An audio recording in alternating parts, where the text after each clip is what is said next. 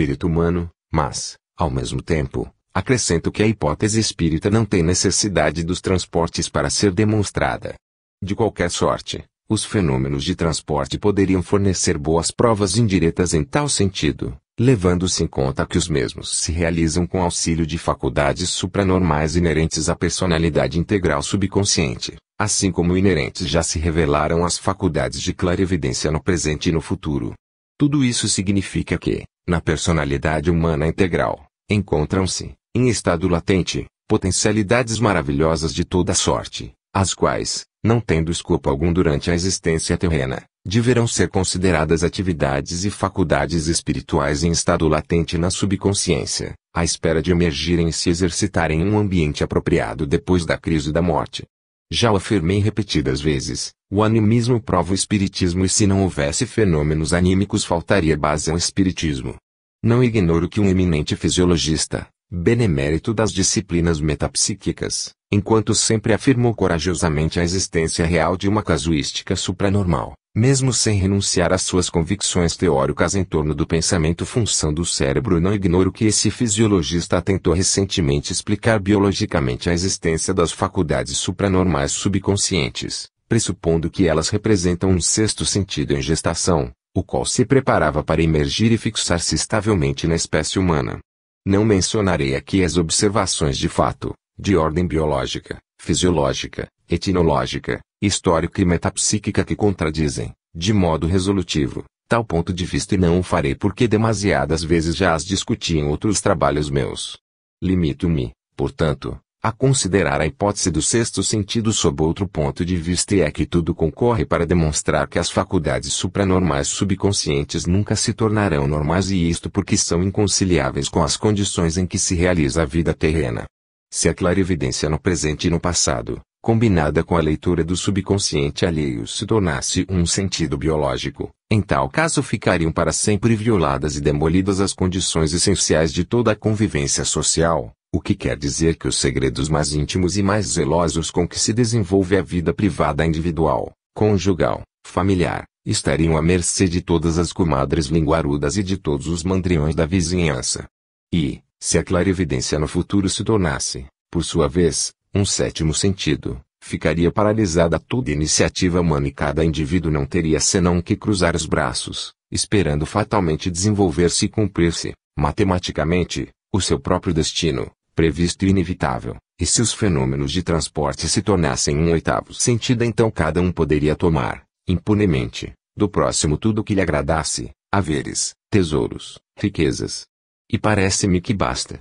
Noto que, das observações expostas, surge uma outra consideração rigorosamente lógica, embora bastante curiosa, e é que somente aos propugnadores da existência e da sobrevivência da alma é racionalmente concedido afirmar a origem subconsciente dos transportes, das premonições, das precognições, das profecias, das visões clarividentes no presente e no passado, bem como dos fenômenos de ideoplastia. Aos positivistas materialistas não é logicamente concedido atribuir as manifestações em apreço aos poderes da subconsciência sem caírem em uma enorme contradição de termos, visto que, com isto, teriam de admitir que existam, na subconsciência, faculdades supranormais maravilhosas, emancipadas dos vínculos do tempo e do espaço, mas destinadas a permanecer sempre subconscientes e inúteis como inconciliáveis com as condições em que se verifica a existência humana.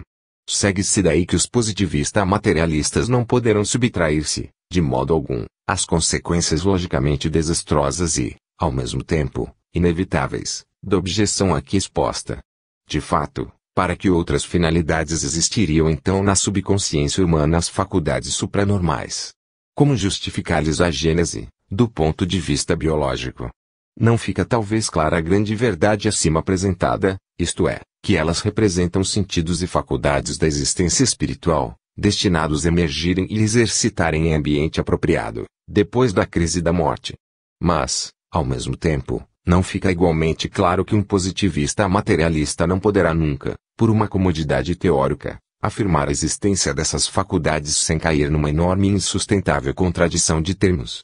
Repito, pois, que, do ponto de vista aqui considerado, dever-se-á concluir que somente os espiritualistas têm pleno direito de afirmar que uma parte das manifestações em exame tem, presumivelmente, origem nos poderes da subconsciência, já que, assim afirmando, vem simplesmente a reconhecer que o homem é também um espírito encarnado e, em consequência, que, em dadas condições especiais de diminuição vital do organismo, as suas faculdades espirituais subconscientes chegam a emancipar-se, em parte, dos vínculos da carne, emergindo, por momentos fugazes, ao limiar da consciência normal.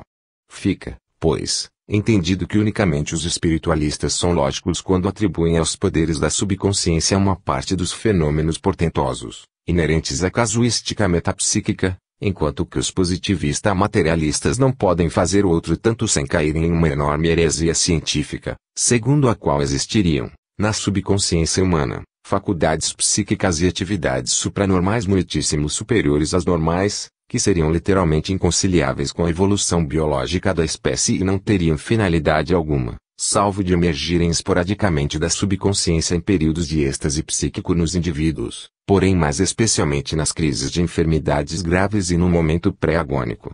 Por quê? Para quê? Nenhum positivista materialista jamais conseguirá desembaraçar-se dessa confusão de questões insolúveis, o que equivale a reconhecer que aos negadores da sobrevivência não resta outra via de salvação que recusar-se segue obstinadamente a admitir a existência de uma casuística supranormal. Isto estabelecido reconheço, baseado na análise comparada dos fatos, que se deva ter como presumível que uma parte dos fenômenos de transporte tem origem em um ato de vontade da personalidade subconsciente do médium. O que, repito, não deveria pasmar grandemente quando se levar em conta as considerações expostas.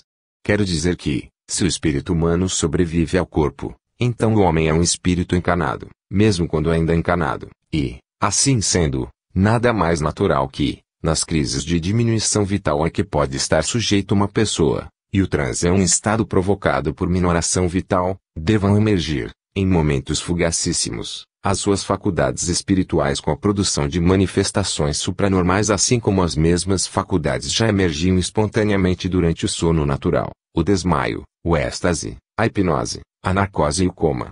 Destas considerações esboça-se uma outra pela qual somos levados a reconhecer que, se assim é, então se deverá logicamente admitir que o que pode realizar um espírito encarnado deve poder realizá-lo, ainda melhor, um espírito desencarnado. Daí inferência inevitável de que se muitos transportes são de ordem subconsciente, outros devem ser de natureza espírita, o que leva a concluir que a questão vertente sobre a gênese dos fenômenos de transporte não é questão que se possa resolver a golpes de sentenças dogmáticas pró ou contra sua interpretação espírita, mas se deve resolver analisando, minuciosamente, caso por caso. A título de exemplo, recordo que, em nossas experiências de 12 anos sobre os fenômenos em referência, das quais forneci exemplos nesta classificação, sucedeu certa vez que se manifestou uma entidade espiritual de um turco, caso 16, que se expressou em língua turca, o que conseguimos autenticar, e, quando lhe pedimos para trazer um objeto qualquer de seu país, caiu, tinindo, no chão, uma moeda turca.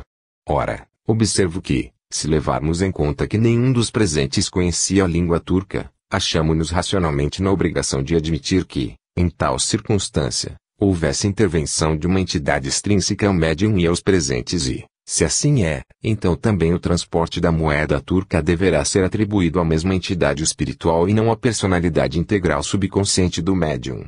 Saliento ainda outra circunstância de fato, que me parece de tal modo importante e sugestiva, que força a refletir seriamente, antes de atribuir a faculdade de produzir os transportes à personalidade subconsciente do médium. Tal circunstância já ficou patente no episódio ocorrido, em nossas experiências com Eusápia Paladino, caso 12, no qual o espírito guia, depois de haver trazido um grande pão, levou-o subitamente de volta e, quando lhe pedimos que o tornasse a trazer, observou, pertence à padaria que fica perto daqui. Se quer ficar com ele, dá-me 2 soldos. Neste caso eu havia observado que o ato de escrupulosa honestidade, de que havia dado prova ao espírito guia de Eusápia Paladino, estendia-se, em regra geral, às personalidades mediúnicas que dirigem os fenômenos de transporte, segundo se observa o modo como se realizam todos os casos, e a natureza dos objetos transportados demonstra tudo isto, de maneira impressionante. Terminava eu declarando que me reservava para comentar, nas conclusões, tal circunstância de fato, que assumia grande importância teórica do ponto de vista da gênese presumível de uma boa parte dos fenômenos de transporte. Cumpro agora a minha promessa. E observo, antes de tudo, que os opositores da hipótese espírita, quando discutem a respeito dos transportes, se valem da circunstância de que os objetos transportados são insignificantes e privados de valor comercial, donde repisaram mais do que nunca no fato, para eles evidentíssimo, de que os fenômenos em questão não podem ter outra origem senão em um ato de vontade subconsciente.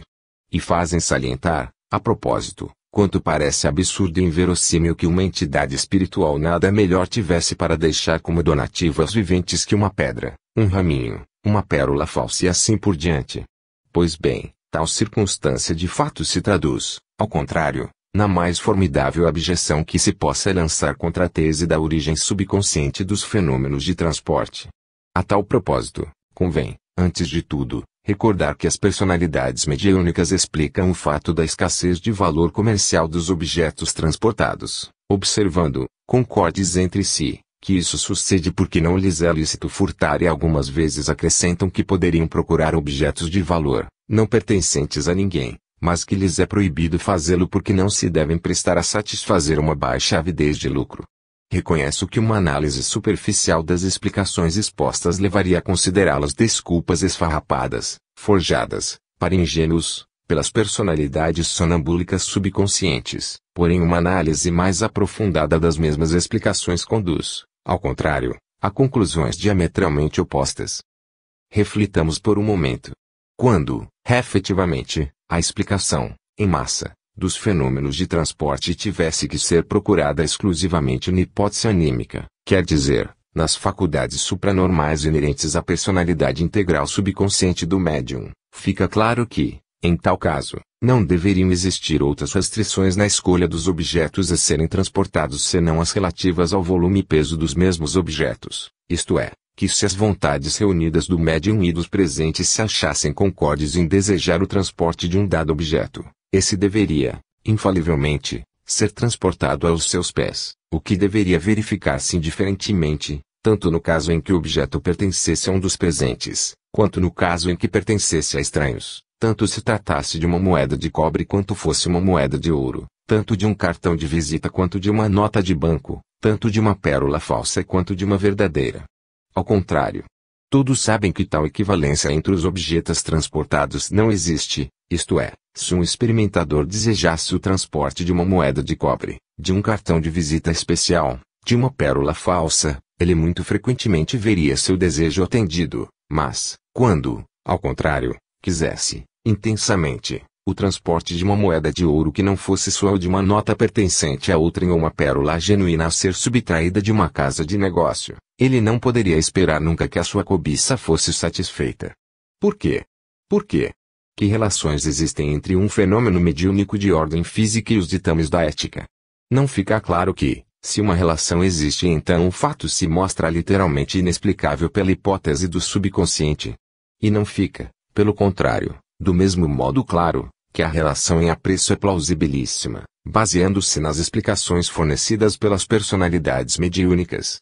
Em outros termos, se a gênese dos fenômenos de transporte fosse puramente anímica, em tal caso os tesouros dos escrínios alheios deveriam ser transportados aos pés dos experimentadores que os desejassem, mas como semelhante portento, embora desejadíssimo por bom número de médiuns e experimentadores, não se produziu nunca e nunca se realizará na prática, como explicar as severas restrições de ordem moral que governam os transportes, sem exorbitar da hipótese anímica. As considerações expostas resultam de tal eficácia persuasiva em favor da origem extrínseca dos fenômenos de transporte que induzem o autor a suspender seu próprio juízo, porquanto ele não sente urgência alguma em atribuir os transportes à intervenção extrínseca.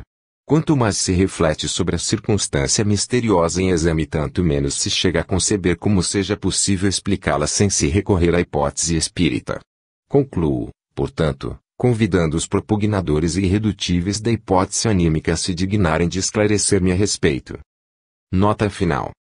O professor Charles Richet teve a gentileza de comunicar-me um caso de transporte por ele mesmo registrado, caso cujo valor teórico é enorme, motivo pelo qual lhe manifesto, publicamente, os meus mais vivos agradecimentos. Para ilustração dos fatos, Reproduzo aqui certo trecho da carta com que o professor Richetti acompanhou a narração do caso em apreço. Caro colega, eis um fato que vos relato e que cabe inteiramente em vossos escritos sobre os fenômenos de transporte. Lucy e Ombra, 1930, Passim. Ele é inédito. Se vos interessar, podeis publicá-lo. A pessoa que mo narrou é um dos meus excelentes amigos, no qual tenho absoluta confiança. Trata-se do Visconde Saúde Vitrai, neto da famosa Condessa de Segur, Rostopchinin solteira, que escreveu tantos livros encantadores para as crianças, livros que foram certamente traduzidos para o italiano. Este caso, ainda inédito, me parece ser muito curioso. Infelizmente o Conde e a Condessa de Vitrai não continuaram as suas experiências. Depois do transporte de seu filhinho, tiveram medo e interromperam as experiências. Relato do Visconde Saúde Vitrai Segur. Estas as manifestações que se verificaram em Buenos Aires, no ano de 1891. Reuníamo-nos 4 pessoas para interrogar a mesa mediúnica, coisa por nós considerada como passatempo.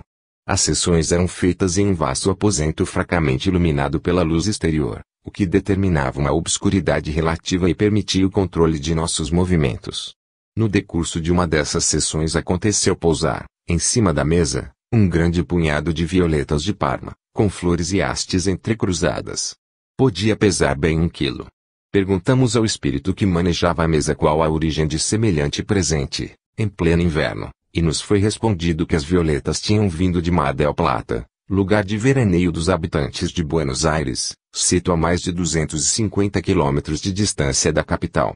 Diante de nosso espanto, o espírito, pela mesa, acrescentou, para fazer as flores penetrarem na sala, decompus-lhes a matéria para depois reconstituí-la. Tal explicação aumentou o nosso interesse, em vista do que lhe pedimos, trazei-nos uma nota de banco. Transcorrido breve instante, um golpe surdo nos avisou que o fenômeno já fora produzido. Encontramos de fato, em cima da mesa, uma cédula novíssima, de 5 centavos, divisão mínima da moeda da época. Já era um belo resultado, mas nós pedimos logo, trazei-nos uma nota de 1000 piastras. A tal pedido, pela mesa, ele respondeu, não posso fazê-lo, pois seria um furto. Trouxe-lhes uma nota de 5 centavos, que tirei da caixa forte de um banco, porque considero insignificante o prejuízo causado, mas, para uma soma importante, não posso operar. Animados pelos resultados obtidos, continuamos a interessar-nos pelo brinquedo e, a pedido, os mais diversos objetos existentes na sala levantaram voo e vieram pousar em cima de nossa mesinha. Quando o leve ruído produzido pelo objeto transportado nos avisava que o fenômeno estava se realizando, acendia-se um fósforo e encontrávamos o prodígio. A pedido nosso, os mesmos objetos, consistentes em ninharias de todas as espécies e chaves das fechaduras, voltaram a tomar os seus respectivos lugares. Acontecia algumas vezes que, aos nossos pedidos demasiadamente exigentes, não dava resposta durante várias horas, mas a longa espera não nos cansava e prosseguíamos em nosso interessante passatempo. Em uma dessas sessões, que já durava 3 horas e havia se prolongado até as 11 horas da noite, o espírito que operava pela mesa, evidentemente aborrecido com a nossa insistência, nos ordenou, tratem de cear e depois voltem aqui. Levantamo-nos a rir e a gracejar e nos dirigimos para a sala de jantar, situada no fundo de uma fileira de quartos dos quais o primeiro era o nosso dormitório e servia, ao mesmo tempo, de sala das sessões. Ali se achava adormecido nosso filhinho em sua caminha de ferro, cercada de uma grade alta. O nosso pequeno Paulo, que a guerra de 1914 iria arrebatar-nos para sempre, tinha então 9 meses e ainda não andava. Para melhor compreensão do que se segue, adianto que havíamos licenciado a AME e que no apartamento não dormiam criados. Nós 4, os evocadores do espírito, éramos, com o menino, as únicas pessoas presentes. Terminada a ceia, apanhei um lampião a petróleo e, precedendo os demais, dirigi-me para a sala das sessões, no qual, como disse, havíamos deixado adormecido o nosso filhinho, quando, inesperadamente, divisei, no quarto contíguo, acocorado perto de uma cadeira, no meio do quarto, o nosso pequeno Paulo, com os olhos fechados, choramingando de sono. Tal espetáculo inaudito arrancou de todos nós expressões de horror, principalmente pelo fato de ter o menino sido transportado, para aquele ponto, por uma força desconhecida. Esse acontecimento, imprevisto, foi causa de desistirmos, para sempre, de nossas experiências. A. Visconde Saúde Vitrais Segor. Esta interessantíssima relação que me foi remetida pelo professor Richetti. O transporte do menino, de um quarto para outro, indubitavelmente que é importante, mas, do ponto de vista teórico, tal importância é bem inferior à que está implícita no fenômeno de transporte de uma nota de banco de ínfimo valor, combinado com a resposta obtida pelos experimentadores quando pediram o transporte de uma cédula de grande valor. E a importância do incidente em apreço está em relação direta com as minhas considerações precedentes sobre o fato de que as personalidades mediúnicas, que atendem aos experimentadores quando estes pedem um cartão de visita, não o fazem quando solicitam uma cédula bancária ou outros objetos de valor, considerações fundadas inabalavelmente em resultados obtidos durante 80 anos de experiências no mundo inteiro, mas que tiveram sempre a má sorte de não satisfazerem plenamente alguns críticos sofísticos, segundo os quais as considerações expostas não eram confirmadas, por exemplo, em que fosse praticamente demonstrada a capacidade das personalidades mediúnicas de transportar, a pedido, uma nota de banco. E eis que se verificou o fenômeno pedido, sem com tal contradizer, de modo algum, as minhas conclusões, ou melhor, confirmando-as, ao contrário, admiravelmente, com a resposta fornecida pelo Espírito aos experimentadores, que pediram o transporte de uma segunda cédula, mas de 1000 piastras. O Espírito, de fato, respondeu, não peso fazê-lo, pois seria um furto. Trouxe uma nota de 5 centavos, que tirei da caixa forte de um banco, porque considero insignificante o prejuízo causado, mas, para uma soma importante, não posso operar. Nestas últimas palavras acha-se uma asserção muito sugestiva e também concordante com o que expressei nas minhas conclusões. Porque então não podia ele operar quando se tratava de uma cédula de grande valer? Quem lhe impedia? Não está claro que tais palavras confirmam exatamente as afirmativas de tantas outras personalidades mediúnicas que asseguram que entidades superiores lhes proíbem fazê-lo. E não somos forçados a reconhecer, em homenagem à lógica, que, se os fenômenos de transporte se verificassem apenas graças às faculdades supranormais subconscientes, os desejos combinados dos médiums e dos assistentes não teriam, como consequência, pôr-lhes aos pés os tesouros dos cofres alheios. Acrescento que, no modo de proceder das personalidades mediúnicas, nota-se outra particularidade mais do que nunca eloquente no sentido espiritualista, e é de que as mesmas personalidades se recusam, outros sim, a transportar objetos de valores diversos não pertencentes a ninguém, informando-lhes que lhes é proibido fazê-lo porque não devem prestar-se a satisfazer a baixa avidez de lucro. Como esclarecer-se, pela hipótese do subconsciente, esse escrúpulo, quase exagerado, das personalidades mediúnicas na observação de regras austeras de uma perfeita moralidade? Pretender-se-é talvez que essas admiráveis aplicações de ética evangélicas sejam sempre herança comum de todas as personalidades subconscientes. Respondo que nunca poderia entender que, na subconsciência de um ladrão arrombador de cofres, haja uma personalidade tão pura e ilibada que lhe recuse a posse de valores que a ninguém pertenciam. Mas há outra coisa a salientar a tal propósito, pois ao refletir que os metapsiquistas materialistas consideram as personalidades mediúnicas como criações efêmeras do pensamento coletivo, então parece mais do que nunca enorme o absurdo de atribuir a personalidades fictícias de tal natureza princípios morais sublimes em aberto contraste com a vontade coletiva geradora dessas personalidades. E mesmo que se quisesse refugiar na outra hipótese propugnada pelos referidos metapsiquistas materialistas, segundo a qual as personalidades mediúnicas seriam manifestações proteiformes da personalidade integral subconsciente dos médiuns, personalidade provida de faculdades supranormais capazes de produzir os fenômenos de transporte, teríamos sempre que indagar por que uma personalidade integral subconsciente, destinada a extinguir com a morte do corpo, deveria mostrar-se tão evangélica, moralmente tão austera, tão indiferente ao bem-estar da parte consciente de si mesma, desde que esta última, como a primeira, está destinada a extinguir com a morte do corpo. Os romanos da decadência eram infinitamente mais lógicos quando exclamavam: embriaguemo-nos com vinho e amor, saboreemos os gozos da riqueza, pois a vida é breve e tudo termina com a morte.